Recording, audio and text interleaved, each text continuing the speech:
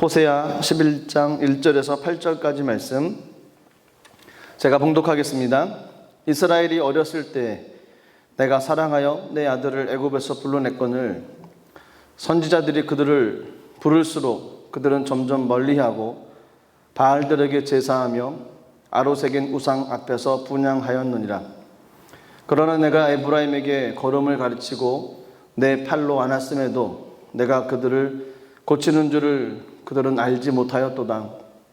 내가 사람의 줄 곧 사랑의 줄로 그들을 이끌었고 그들에게 대하여 그 목에서 멍에를 벗기는 자같이 되었으며 그들 앞에서 먹을 것을 두었노라. 그들은 애굽 땅으로 되돌아가지 못하겠거늘 내가 돌아오기를 싫어하니 아스로 사람이 그 임금이 될 것이라. 칼이 그들의 성읍들을 치며 빗장을 깨트려 없이 하리니 이는 그들의 계책으로 말미암음이니라. 내 백성이 끝끝내 내게서 물러가나니 비록 그들을 불러 위에 계신 이에게로 돌아오라 할지라도 일어나는 자가 하나도 없도다. 에브라임이여 내가 어찌 너를 놓겠느냐. 이스라엘이여 내가 어찌 너를 버리겠느냐. 내가 어찌 너를 아드마같이 놓겠느냐. 어찌 너를 스보임같이 두겠느냐. 내 마음이 내 속에서 돌이키어 나의 긍휼이 온전히 불붙듯 하도다. 아멘. 기도하겠습니다. 살아계신 하나님 은혜를 감사드립니다. 오늘 하나님 아버지의 사랑을 생각하며 그 사랑으로 풍성케 되어지는 그 은혜 하나님 우리들이 누리며 삶을 살아가게 하여 주시옵소서. 환경으로 인해서 우리들의 신앙이 흔들리지 않게 하시고 조건과 판단과 추측되는 것으로 인해서 신앙이 흔들리지 않게 하여 주옵소서. 힘들고 어려울 때 하나님 저희가 머리로 지식으로 알고 있는 것이 아니라 삶으로 실천되어질 수 있는 주님 말씀 붙잡고 기도하며 나갈 수 있도록 은혜를 내려 주옵소서. 주의 말씀이 살아있으며 주의 말씀이 능력인 것을 삶으로 살아내게 하여 주시옵소서. 하나님 살아계심 증거하는 우리들의 삶이 되게 하여 주옵소서. 이 땅을 축복하시고 이 땅에 소유된 모든 교회에 하나님 은혜를 더하여 주옵소서. 몸된 제단에 성령 하나님 임재하시고 좌정하시고 우리에게 하나님의 은혜를 내려 주시옵소서. 그 은혜가 우리 모든 믿음의 권속들 가정과 삶에 흘러 넘칠 수 있도록 복의 복을 더하여 주옵소서. 오늘도 기록된 말씀을 통해 하나님의 마음을 함께 나누기를 원합니다. 성령이여 주님의 마음이 느껴지고 주님의 마음 따라 삶을 살아갈 수 있도록 은혜를 내려 주시옵소서. 예수님 이름으로 기도드리옵나이다. 아멘. 호세아 11장 1절에서 8절까지 말씀을 가지고 내가 어찌 너를 포기하겠느냐. 내가 어찌 너를 포기하겠느냐라는 제목으로 같이 말씀을 나누도록 하겠습니다. 사람이 세상에 태어나면서 반복적으로 하는 것 두 가지가 있습니다. 그 한 가지는 결심하는 것이고 또 한 가지는 포기하는 것입니다. 날마다 결심합니다. 날마다 새로운 삶을 살아가기 위해서 결심합니다. 연초가 되어지면 기록을 하면서 결심을 합니다. 또 학생들 같은 경우는 한 학기가 끝나고 또 새로운 학년으로 진급하게 될 때 또 결심을 합니다. 모든 사람들이 결심을 합니다. 이번 달에는 잘 살아야지. 다음 달에는 하나님의 말씀대로 더 잘 살아야지. 많은 결심을 하고 삶을 살아가는 것, 그것이 세상에 있는 사람들이 하는 반복적인 습관 중에 하나입니다. 또 한 가지는 포기한다는 것입니다. 결심도 잘하지만 작심삼일이라고 하다가 안 되면 포기합니다. 하다가 내 뜻에 맞지 않으면 포기합니다. 하다가 내 생각대로 되어지지 않으면 포기합니다. 그런 놀라운 것은 성경에 있는 믿음의 사람들은 잘 포기하지는 않습니다. 하나님 주신 약속의 말씀 붙잡고 끝까지 달려가는 사람들이 성경에 나오는 믿음의 사람들입니다. 포기라는 것은 그리스도인들에게 필요한 것 같지는 않습니다. 특히 영적인 생활, 신앙생활 가운데서는 결심하고 실천을 해야지 포기하고서 후회하는 삶을 살아가서는 안 될 것입니다. 날마다 기도하는 삶 중요합니다. 날마다 말씀을 묵상하는 삶 굉장히 중요합니다. 날마다 예배하는 삶 굉장히 중요합니다.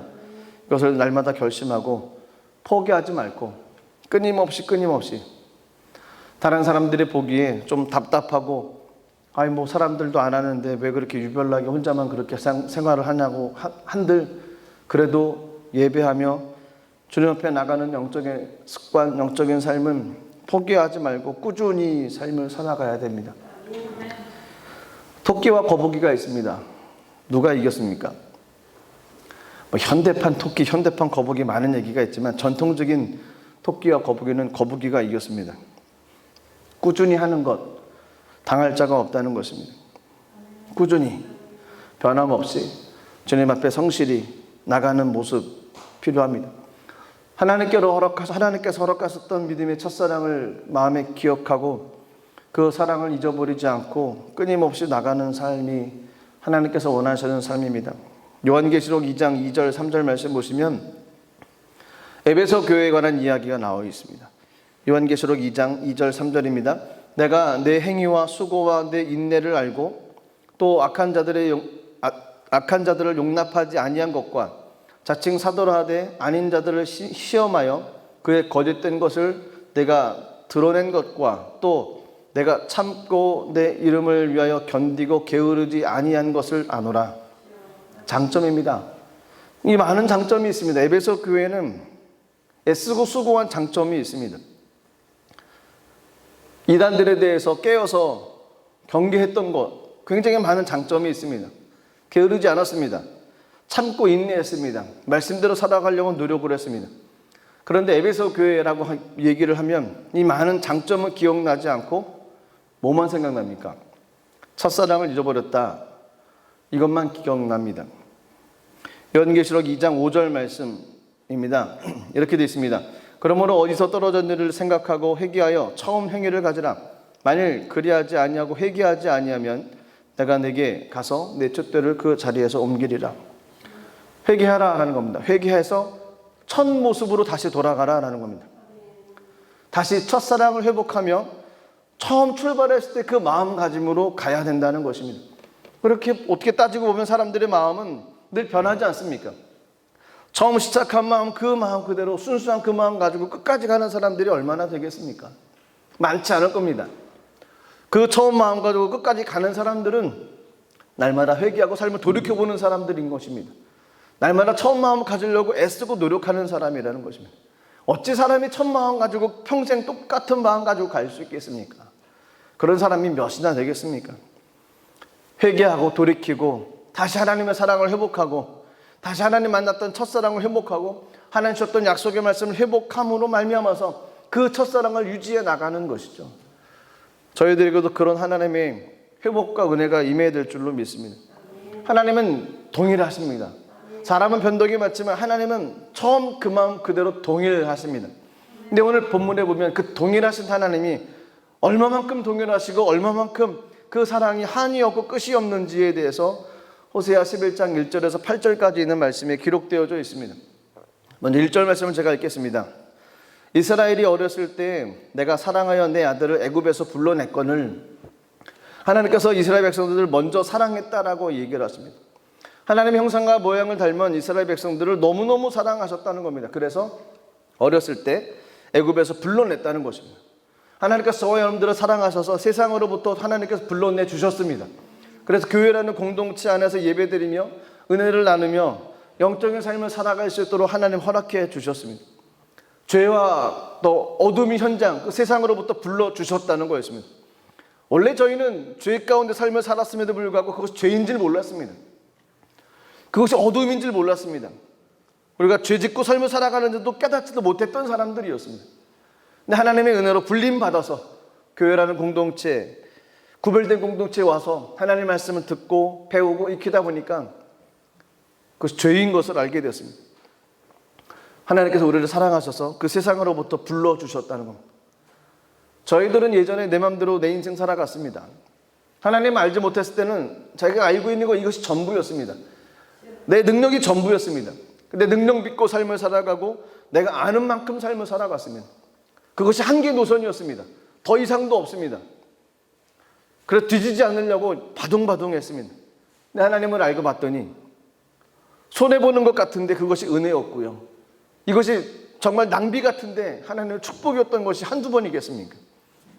하나님께서 우리를 사랑하셔서 이제는 어떤 조건 때문에 삶을 살아가는 삶이 아닌, 어떤 환경 때문에 어려움 당하는 그런 삶이 아닌 하나님의 은혜 가지고 삶을 살아갈 수 있는 삶으로 저희를 세상으로부터 불러주셨습니다. 그 아버지 하나님의 사랑은 어떤 것하고도 비교할 수가 없습니다. 세상엔 조건적인 사랑만을 따지지만 하나님은 조건적인 사랑이 아닙니다. 하나님은 사랑 그 자체이셨습니다. 그 크기와 넓이와 깊이, 그 하나님께서 허락하셨던 그 크기와 깊이와 넓이, 어떻게 측량할 수 있고 어떻게 표현할 수가 있겠습니까? 하나님의 사랑의 크기와 깊이와 넓이는 측량할 수가 없습니다.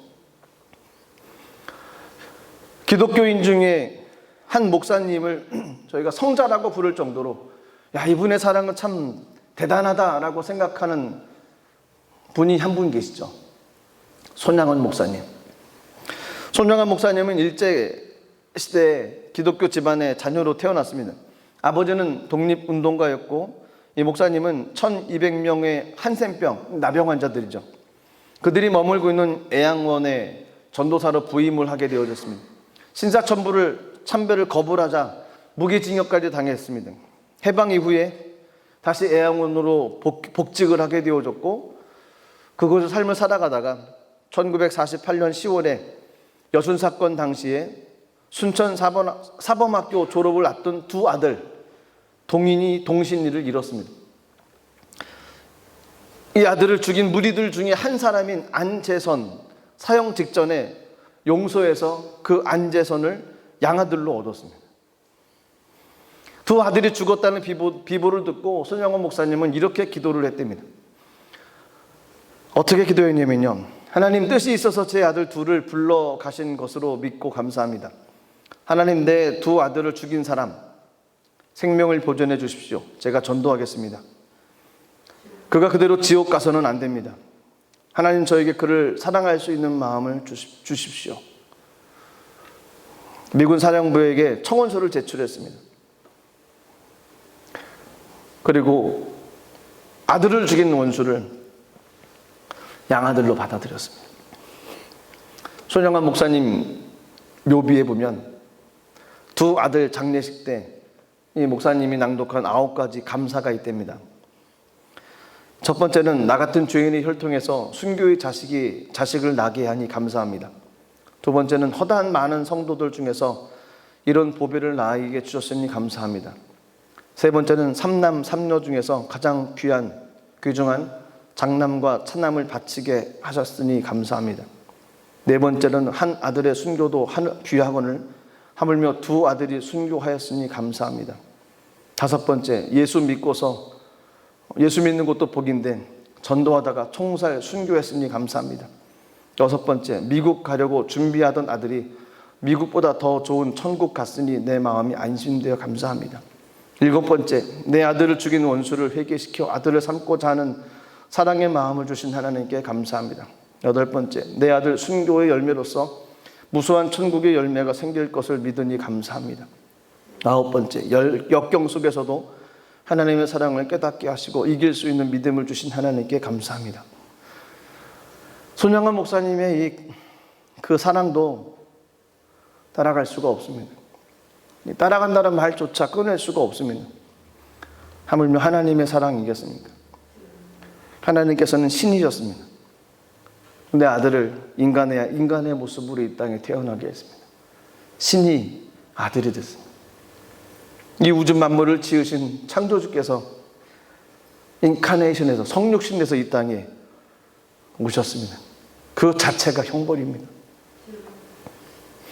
하나밖에 없는 아들을 이 땅에 보내주시고 저와 여러분들을 위해 대신 죽이셨습니다. 그 은혜를 저희가 뭐라고 표현하겠습니까? 우리를 얼마나 사랑하셨기에, 아니 우리가 얼마만큼 뛰어나기에, 얼마만큼 대단한 존재이기에 그렇게까지 하셨습니까? 그럼에도 불구하고 이스라엘 백성들은 하나님을 기억하지 않았다는 겁니다. 그렇게 사랑했음에도 불구하고 기억하지 않았다는 겁니다. 세상에 있는 사람들도 믿으려고 하지 않습니다. 그런 게 어딨냐라고 얘기합니다. 하나님이 어디 있냐라고 얘기를 합니다. 저희는 잊지 말아야 됩니다. 하나님의 사랑, 그 사랑이 얼마나 크고 그 사랑이 얼마나 감사한지를 잊어서는 안 됩니다. 우리를 사랑하셔서 세상으로부터 건져주셨습니다. 그런데 이스라엘 백성들의 삶의 모습을 보십시오. 점점 하나님께로부터 멀어졌습니다. 2절 말씀 보시면 선지자들이 그들을 부를수록 그들은 점점 멀리하고 바알들에게 제사하며 아로새긴 우상 앞에서 분향하였느니라. 하나님께서는 하나님의 방법으로 우리를 부를 때 우리는 부르심에 따라 나가기만 하면 됩니다. 그냥 아멘하고 그 부름에 손잡고 그냥 나가면 되는 거였습니다. 이스라엘 백성들도 하나님께서 이끄셨을 때 감사하며 그 길을 따라가면 되는 거였습니다. 그런데 그들은 점점 선지자를 통해서 부를수록 점점 멀리 했다는 겁니다. 어디까지 멀리 갔는지 성경이 기록하지 않습니까? 바알에게 제사까지 했다는 거예요. 우상 앞에 제사하는 데까지 도망갔다는 거였어요. 순종하면 되는 것인데 들으려고 하지 않았다는 겁니다. 어찌 보면 이 모습이 세상의 모습 아니겠습니까? 아니 우리들의 모습 아니겠습니까? 주님은 다가오셔서 부르시는데 저희는 바알에게 갑니다. 하나님 부르시는데 반대로 우상에게 가는 모습이 우리들에게 있다는 겁니다. 이런 모습을 보고 있으면 하나님 마음이 얼마나 힘들고 아프시겠습니까? 그런데 하나님의 사랑은 측량할 수가 없었습니다. 3절, 4절 말씀 보시면 하나님이 어떤 분이신지를 성경에서 묘사하고 있습니다. 3절, 4절입니다. 그러나 내가 에브라임에게 걸음을 가르치고 내 팔로 안았음에도 내가 그들을 고치는 줄을 그들은 알지 못하였도다. 내가 사람의 줄 곧 사랑의 줄로 그들을 이끌었고 그들에게 대하여 그 목에서 멍에를 벗기는 자같이 되었으며 그들 앞에 먹을 것을 두었노라. 걸음마 시켜주셨다는 겁니다. 안아주셨다는 겁니다. 먹여주셨다는 겁니다. 입혀주셨고 양육해주셨다는 겁니다. 이끌어주신 분이 하나님이시라는 겁니다. 넘어지고 쓰러지고 다치고 실패하고 좌절했을 때 사랑의 줄로 주님께서 우리를 이끌어주셨다는 겁니다. 양식이 필요할 때 만나를 주셨고 갈 길을 모를 때 불구름 구름기둥으로 이끌어주셨다는 겁니다. 낙심될 때 예배를 통해서 힘과 은혜를 허락해 주셨던 분, 그분이 하나님이시라는 겁니다. 그런데 아까 2절에서 있었던 것처럼 점점 백성들은 멀어져 가기 시작을 했습니다. 왜 그런지 모릅니다. 하나님에 대한 존재를 알지 못하기에 믿으려고 하는 마음이 없는 거죠. 수많은 전도자들의 얘기에 귀를 기울이려고 하는 마음이 전혀 없는 거였습니다. 하나님께서 허락하시던 말씀에 대한 귀 기울임보다는 그냥 내 생각대로만 가는 겁니다. 점점 멀어져 가고 점점 들으려고 하지 않는 모습, 그것이 세상의 모습이와 이스라엘 백성들의 모습이었습니다. 근데 하나님은 그들을 포기하지 않으셨습니다. 5절에서 7절까지 말씀 보시면 이렇게 불순종하는 이스라엘 백성들을 주님께서는 내버려 두지 않으셨습니다. 그들을 이끌어 오셨습니다. 다시 데려오기를 원하셨습니다. 그런데 그 방법이 심판이었습니다. 5절에서 7절까지 말씀 보겠습니다. 그들은 애굽 땅으로 되돌아가지 못하겠거늘 내가 돌아오기를 싫어하니 아수르 사람이 그 임금이 될 것이다. 칼이 그들의 성읍들을 치며 빗장을 깨뜨려 없이 하려니 이는 그들의 계책으로 말미암음이니라. 내 백성이 끝끝내 내게서 물러가나니 비록 그들을 불러 위에 계신 이에게로 돌아오라 할지라도 일어나는 자가 하나도 없도다. 세 가지 심판이 5절, 6절, 7절 각 절마다 하나씩 되어 있습니다. 5절에서는 다른 것이 아니고 애굽으로 다시 되돌아갈 것이다라는 것. 그들은 애굽 땅으로 다시 되돌아갈 것이라는 겁니다. 비슷한 구절들이 호세아에 나오는 부분들이 있는데 호세아 8장 13절에 보면 그들이 내게 고기를 제물로 드리고 먹을지라도 야훼는 그것을 기뻐하지 아니하고 이제 그들의 죄악을 기억하여 그 죄를 벌하니 그들은 애굽으로 다시 가리라. 애굽으로 다시 가는 거였습니다. 호세아 9장 3절에도 보면 그들은 야훼의 땅에 거주하지 못하며 에브라임은 애굽으로 다시 가서 아수르에게 더러운 것을 먹을 것입니다. 호세아 9장 6절에도 그렇습니다. 보라 그들이 멸망을 피해 갈지라도 애굽은 그들을 모으고 노은 그들을 장사하리니 그들은 그들의 은과 귀한 것이나 찔레가 덮을 것이요 그들의 장막 안에는 가시덩굴이 퍼지니라. 애굽으로 다시 간다는 거였습니다. 이스라엘 백성들은 애굽으로 다시 간다는 거였습니다. 그런데 그 가는 것이 결국 아수르 사람들이 임금이 된다는 것입니다. 아수르 사람들에 의해서 그들이 다시 종살이로 되고 더 힘들고 어려운 삶으로 돌아갈 것이다라는 겁니다. 여기에 돌아간다는 단어들이 나옵니다. 돌아간다, 되돌아간다, 내게 돌아오기를.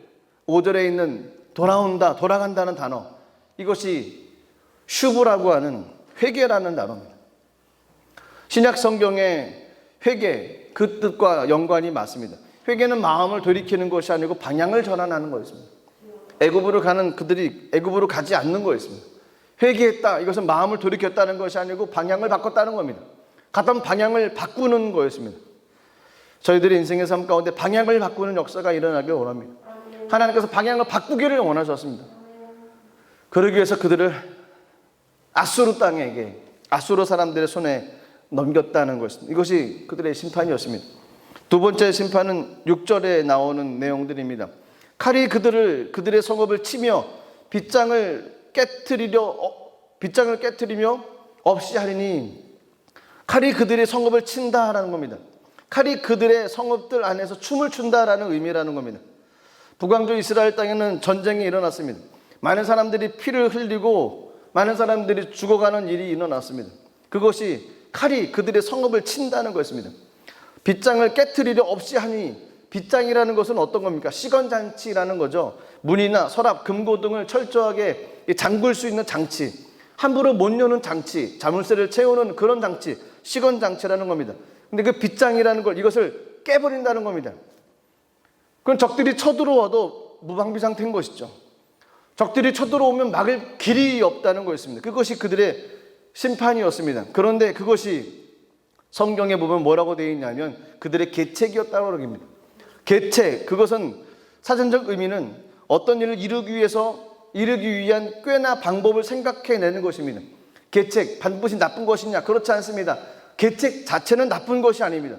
그런데 그 계책을 하나님이 의지하는 방법을 서로 사용하지 않고 다른 방법으로 사용했기 때문에 이것이 잘못이라는 겁니다. 무엇입니까? 자기 생각들이 옳다는 겁니다. 하나님 없이도 삶을 살아갈 수 있다는 그 계책이라는 겁니다. 내 계획대로 삶을 살아가는 거, 이것도 괜찮다는 생각, 이것이 잘못된 것이라는 겁니다. 이스라엘 백성들의 잘못된 생각, 그들 스스로 생각하는 그 잘못된 것들, 하나님께서 그것을 깨트려 버리길 원하셨습니다. 그들을 심판하는 세 번째 심판은 무엇이냐면 7절에 나옵니다. 위에 계신 이에게 돌아오라. 그럼에도 불구하고 그들은 내 백성이 끝끝내 내게서 물러가나니 일어난 사람이 한 사람도 없다는 겁니다.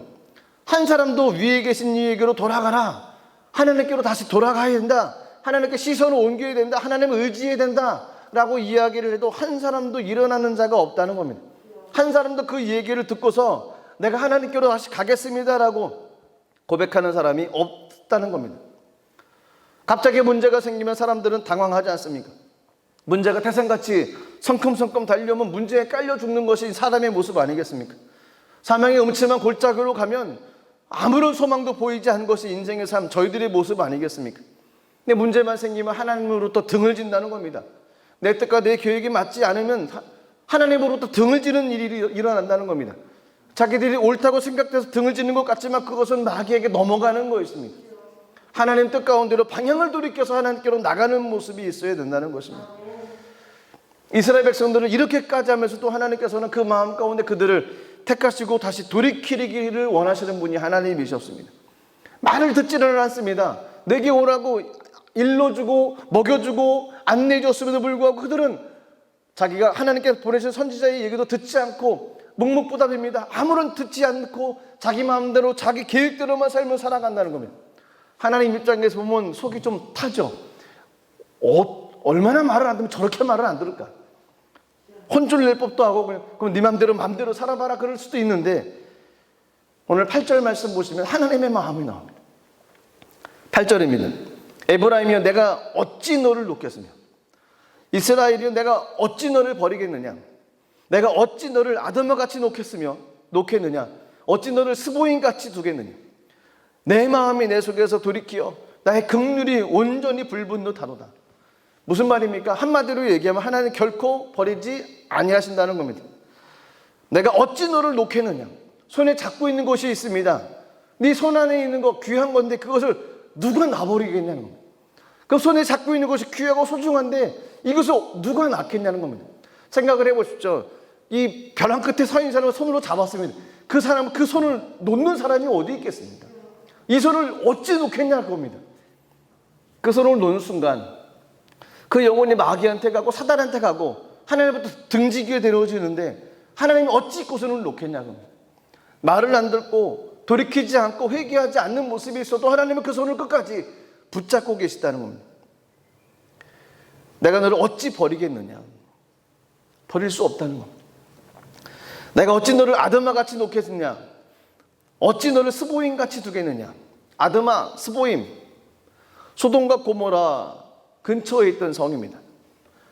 신명기 29장 23절 보시면 그 지역들이 나옵니다.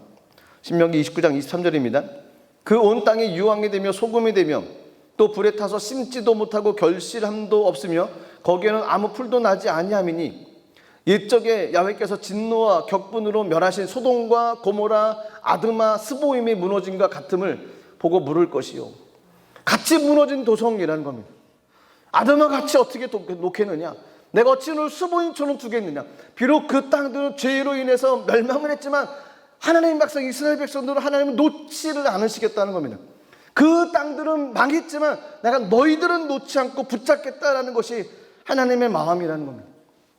감사하지 않으십니까? 그 마음이, 긍휼함이 불붙듯하다고 얘기합니다. 우리를 불쌍히 여겨보시는 그 마음이, 그 긍휼하신 마음이 마음속에서 불붙듯 일어난다고 하시는 것입니다. 그렇습니다. 하나님의 마음은 이런 마음입니다. 하나님의 마음은 결코 우리가 넘어지는 모습으로 그냥 두시겠다는, 하나님은 넘어져봐라, 내가 너를 포기할 거다, 이런 분이 아니셨습니다.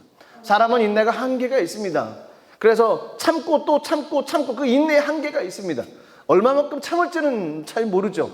하지만 하나님께서는 그 참는 한도가 무제한이라는 거예요. 저희가 상상할 수 없는 정도로 하나님은 참으시고 인내하시면서 우리의 손을 놓지 않고 계시다는 거예요. 포기하지 마십시오.